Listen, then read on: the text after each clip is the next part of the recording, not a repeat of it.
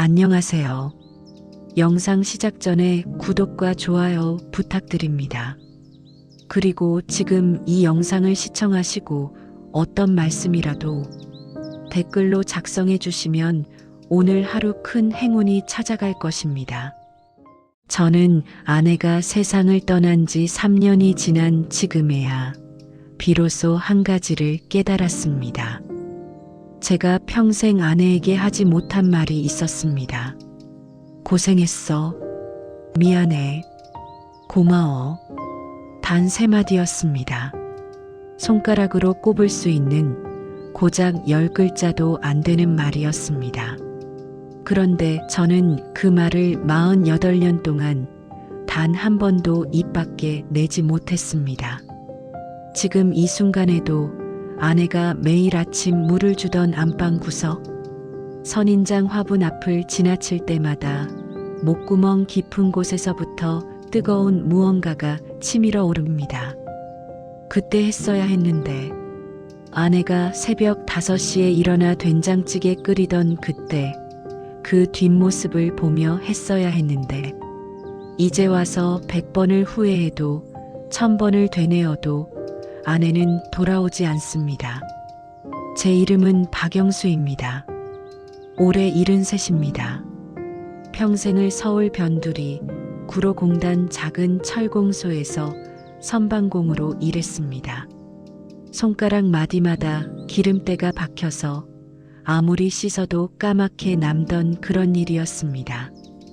아내 김순희와는 25의 맞선으로 만나 결혼했습니다. 그때 아내는 23이었습니다. 처음 본 날 아내는 연두색 블라우스를 입고 있었습니다. 당시로선 귀했던 금성 라디오 카세트에서 흘러나오던 이미자의 동백아가씨를 들으며 차를 마시던 그 다방에서 아내는 고개를 숙인 채 찻잔만 들여다보고 있었습니다. 머리를 단정하게 뒤로 넘긴 모습이 참 얌전해 보였습니다. 속으로 생각했습니다. 이 사람이면 괜찮겠구나. 저렇게 조용한 사람이면 평생 말썽 없이 살 수 있겠구나. 그렇게 우리는 결혼했습니다. 결혼식은 20명도 안 되는 하객 앞에서, 그것도 예식장이 아닌 동네 작은 예식당에서 치렀습니다. 패백상에 올린 대추와 밤조차 시어머니께서 재래시장에서 깎아주신 것이었습니다. 신혼집은 반지하 단칸방이었습니다. 창문 하나 제대로 없어서 한여름에도 습기가 차고 장마철이면 곰팡이 냄새가 진동하던 그런 방이었습니다. 아내는 불평 한마디 없었습니다. 그저 묵묵히 제 뒤를 따라왔습니다. 그게 당연한 줄 알았습니다. 결혼 1년 만에 처세가 태어났습니다. 아들이었습니다. 2년 뒤에는 딸이 태어났습니다. 아이 둘을 키우느라 아내는 잠을 제대로 자지 못했습니다. 그 시절 분유 한 통이 3,000원이던 시절이었습니다. 아내는 밤마다 아이들에게 젖을 물리면서 등에 땀띠가 돋아도 참았습니다. 한여름밤 선풍기도 없던 그 방에서 말입니다. 저는 공장 일이 끝나면 곧장 집으로 왔습니다. 아내가 차려놓은 밥상 앞에 앉았습니다. 밥 먹어. 아내는 늘 그렇게 말했습니다. 보리가 섞인 밥에 김치와 된장찌개 한 그릇, 반찬이라곤 무말랭이 몇 조각이 전부였지만 아내는 제 앞에 그 밥상을 정성스레 차려놓곤 했습니다. 저는 고개를 끄덕이고 숟가락을 들었습니다. 밥을 먹는 동안 아내는 아이들을 돌봤습니다. 젖을 먹이고 천기저귀를 빨아서 널고 보챌 때마다 어르고 달랬습니다. 밥을 다 먹고 나면 저는 TV 앞에 앉았습니다.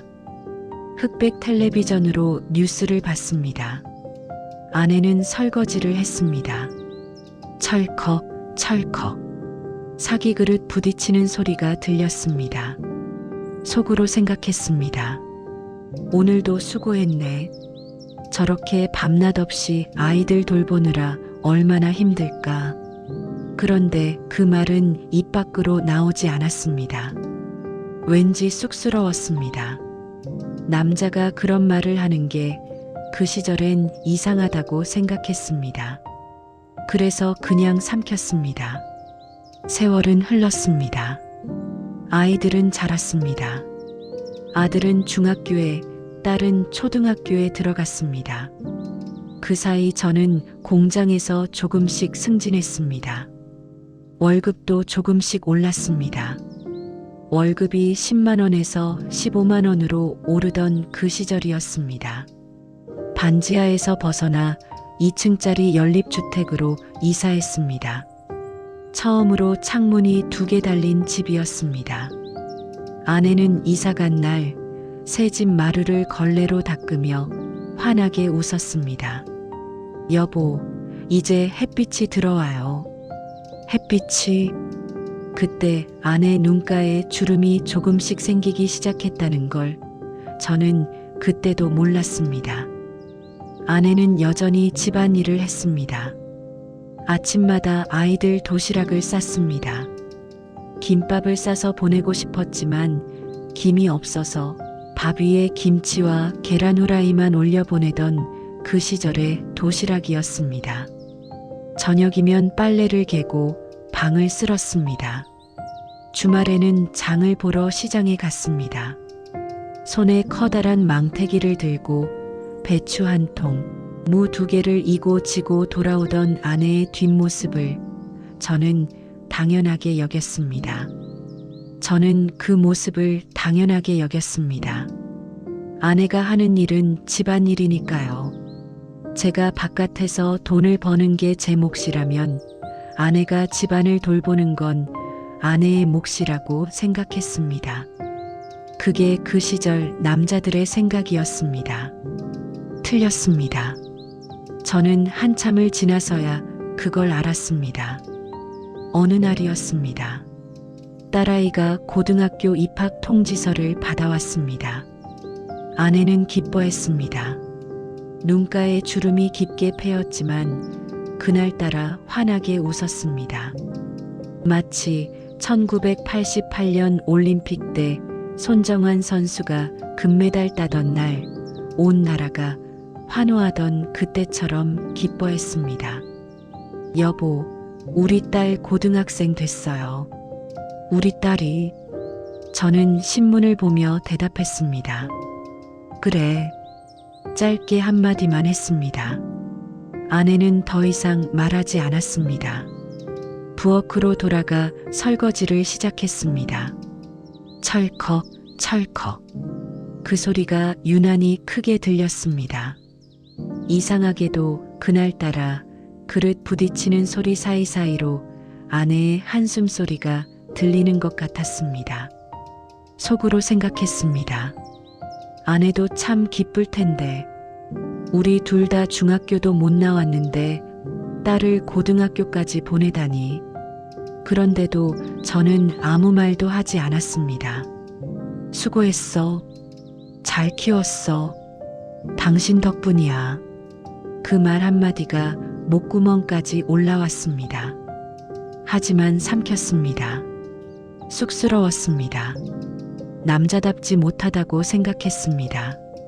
지금 생각하면 한심합니다. 남자답다는 게 뭡니까? 사랑하는 사람에게 고마움도 표현하지 못하는 게 남자입니까? 그땐 몰랐습니다. 시간은 또 흘렀습니다. 아이들은 대학에 갔습니다.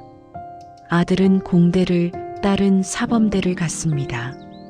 등록금을 마련하느라 허리가 휠 정도로 일했습니다. 한 학기 등록금이 150만 원이던 시절 그 돈을 모으려고 저는 일요일도 반납하고 공장에 나갔습니다. 아내는 집에서 부업을 시작했습니다. 옷 단추를 다는 일이었습니다. 하루에 몇백 개씩, 아니 1000개가 넘는 단추를 달았습니다. 한 개에 10원, 1000개를 달아야 10,000원이었습니다. 손가락에 굳은 살이 박였습니다.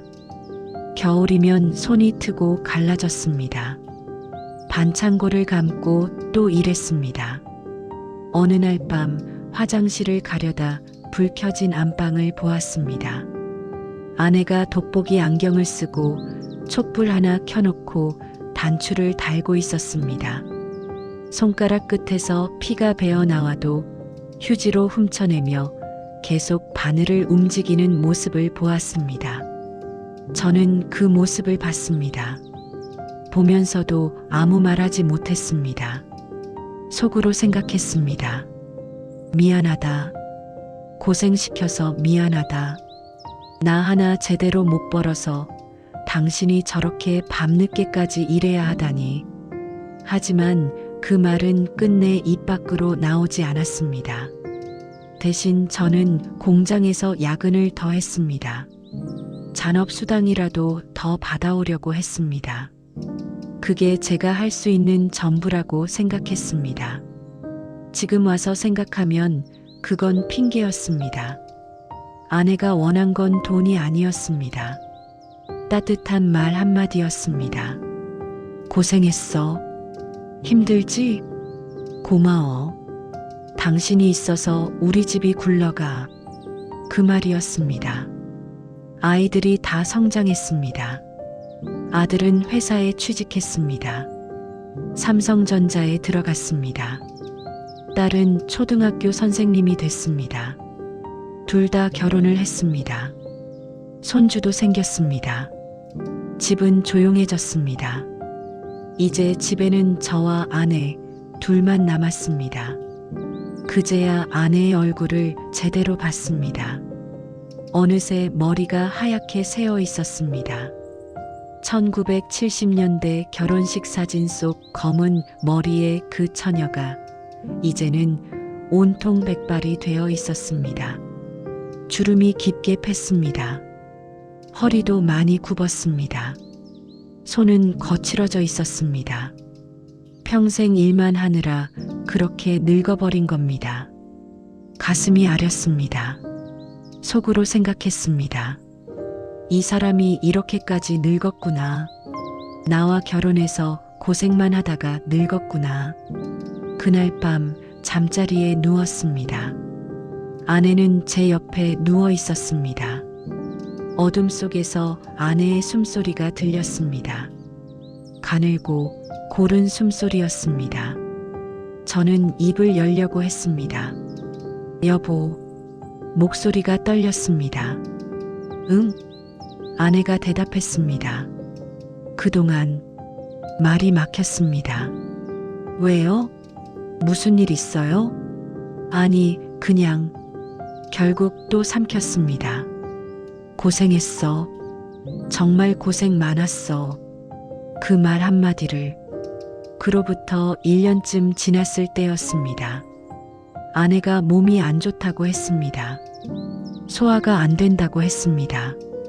처음엔 체했나 싶어서 동네 약국에서 소화제를 사다 먹였습니다. 하지만 나아지지 않았습니다. 병원에 갔습니다. 검사를 받았습니다. 의사는 심각한 표정으로 말했습니다. 췌장암입니다. 이미 사기로 많이 진행됐습니다. 머리가 하얘졌습니다. 손발이 떨렸습니다. 진료실 의자에서 일어설 수가 없었습니다. 아내는 담담했습니다. 그럴 줄 알았어요. 요즘 계속 속이 쓰렸거든요. 조용히 말했습니다. 저는 아무 말도 할 수 없었습니다. 그날부터 병원 생활이 시작됐습니다. 수술을 했습니다. 항암 치료를 했습니다. 한 번 치료받는데 200만 원. 보험이 안 되는 약값까지 하면 300만 원이 넘었습니다. 아내는 머리카락이 다 빠졌습니다. 평생 검은 머리, 흰 머리 가리지 않고 단정하게 빗어 넘기던 그 머리카락이 베개 위에 수북이 쌓였습니다. 몸무게가 급격히 줄었습니다. 원래 50kg이던 몸무게가 30kg까지 떨어졌습니다. 입맛이 없어서 밥을 거의 못 먹었습니다. 저는 매일 병원에 갔습니다. 아내 곁을 지켰습니다. 그런데 무슨 말을 해야 할지 몰랐습니다.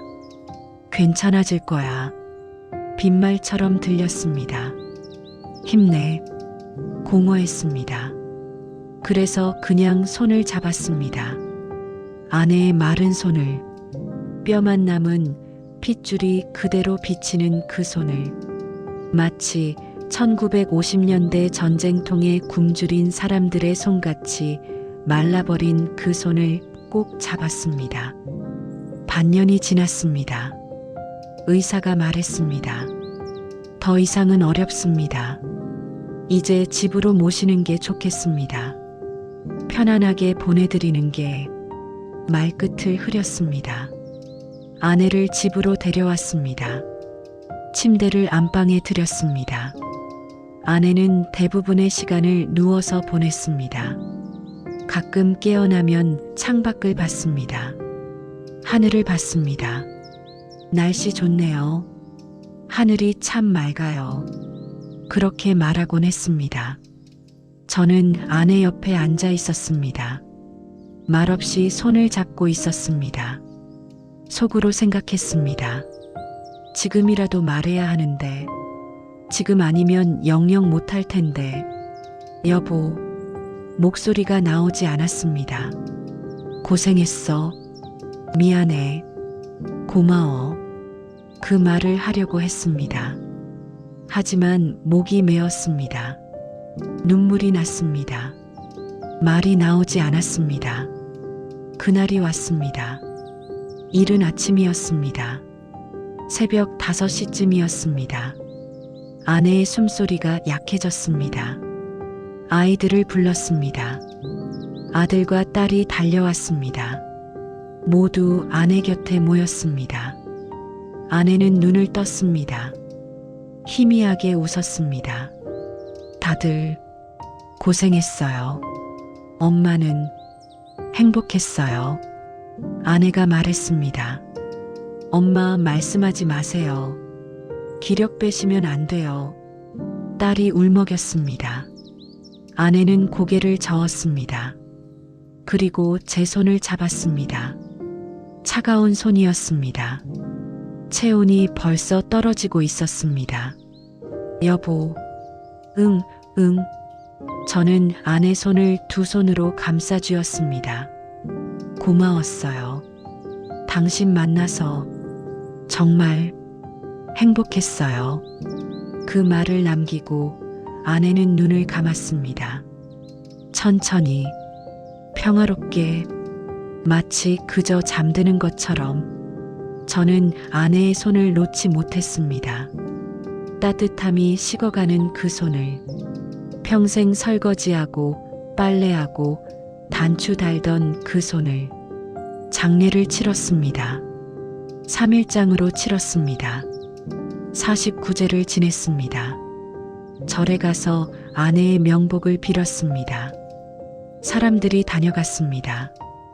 위로의 말을 건넸습니다. 저는 고개만 끄덕였습니다. 집으로 돌아왔습니다. 텅 빈 집, 아내가 없는 집. 안방에 들어갔습니다. 아내의 옷이 아직 옷장에 걸려 있었습니다. 1980년대에 사준 빨간 가디건도 1990년대에 사준 검은 치마도 그대로였습니다. 화장대에는 아내가 쓰던 빗이 놓여 있었습니다. 평생 그 빗 하나로 머리를 빗던 아내였습니다. 부엌에는 아내가 쓰던 앞치마가 걸려 있었습니다. 꽃무늬 앞치마. 기름때가 묻고 낡았지만 아내는 그 앞치마를 아꼈습니다. 모든 게 그대로였습니다. 아내만 없었습니다. 그때였습니다. 가슴이 무너져 내렸습니다. 주저앉았습니다. 바닥에 엎드려 울었습니다. 평생 처음으로 소리내어 울었습니다. 미안해. 정말 미안해. 고생했어. 고마웠어. 당신 덕분에 살았어. 당신이 없었으면 나는 아무것도 아니었어. 이제 와서 외쳤습니다. 하지만 아내는 듣지 못했습니다. 영영 3년이 흘렀습니다. 저는 여전히 이 집에 살고 있습니다. 아침에 일어나면 습관적으로 아내를 찾습니다. 없습니다. 밥을 먹을 때도 혼자입니다. 편의점에서 사온 김밥으로 때웁니다. 아내가 쌌던 그 도시락 맛은 이제 어디서도 찾을 수 없습니다. 텔레비전을 볼 때도 혼자입니다. 잠들 때도 혼자입니다. 처음에는 견딜 수 없었습니다. 하루하루가 지옥 같았습니다. 아내가 있던 자리가 너무 컸습니다. 그제야 알았습니다. 아내가 제 삶의 전부였다는 걸, 아내가 없으면 제 하루는 의미가 없다는 걸, 아내에게 당연한 게 하나도 없었다는 걸, 그 모든 걸 너무 늦게 깨달았습니다. 요즘 저는 절에 다닙니다. 아내의 명복을 빕니다. 매주 토요일 새벽 산 아래 작은 암자로 갑니다.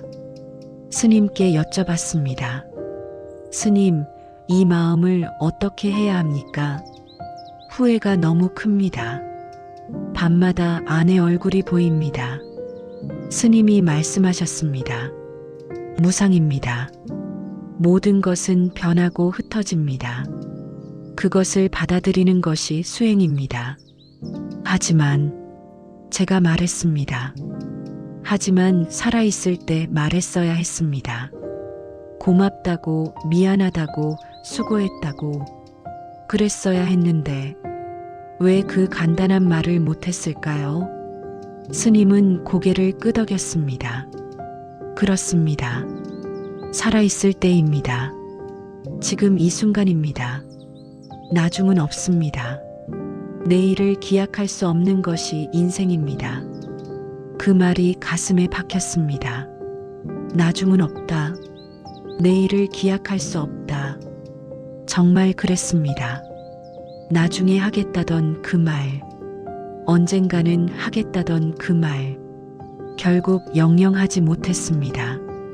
여러분, 저처럼 후회하지 마십시오. 옆에 있는 그 사람에게 지금 말하십시오. 고생했어. 미안해. 고마워. 사랑해. 쑥스럽습니까? 창피합니까? 그게 뭐가 중요합니까? 그 사람이 세상을 떠나고 나면 그 말을 할 기회는 영영 사라집니다. 아무리 후회해도 소용없습니다. 무릎 꿇고 빌어도 소용없습니다.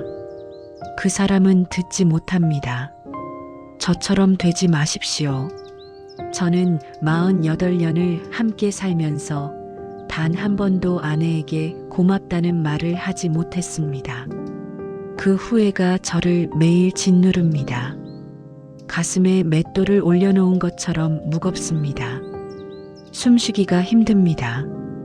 밥맛도 없습니다. 하지만 돌이킬 수 없습니다. 아내는 돌아오지 않습니다. 얼마 전 일입니다. 딸이 찾아왔습니다. 손주를 데리고 왔습니다. 밥을 해줬습니다. 된장찌개를 끓였습니다. 아내가 끓이던 그 맛은 아니었지만 그래도 반가웠습니다. 설거지를 하고 있는데 딸이 뒤에서 말했습니다. 아빠 고생하셨어요. 지금까지 우리 키우시느라 정말 고마워요. 그 순간 눈물이 났습니다. 설거지하던 손을 멈췄습니다. 돌아봤습니다. 딸이 웃고 있었습니다. 엄마가 그러셨어요. 아빠는 표현을 못하시는 분이지만 속으로는 다 알고 계신다고. 그래도 말로 해드리라고. 말을 들어야 아빠도 위로가 된다고. 살아계실 때 해드려야 한다고. 가슴이 뭉클했습니다. 아내가 그런 말을 했다는 게, 저를 그렇게 이해하고 있었다는 게, 죽기 전까지도 딸에게 그런 당부를 했다는 게, 아빠도 목이 메었습니다. 아빠도 고맙다. 너희들 잘 키워준 엄마한테도 고맙고, 지금 이렇게 말해주는 너한테도 고맙다. 평생 처음 하는 말이었습니다. 딸이 울었습니다. 저도 울었습니다. 손주도 따라 울었습니다. 그날 저는 깨달았습니다. 말은 해야 한다는 것을.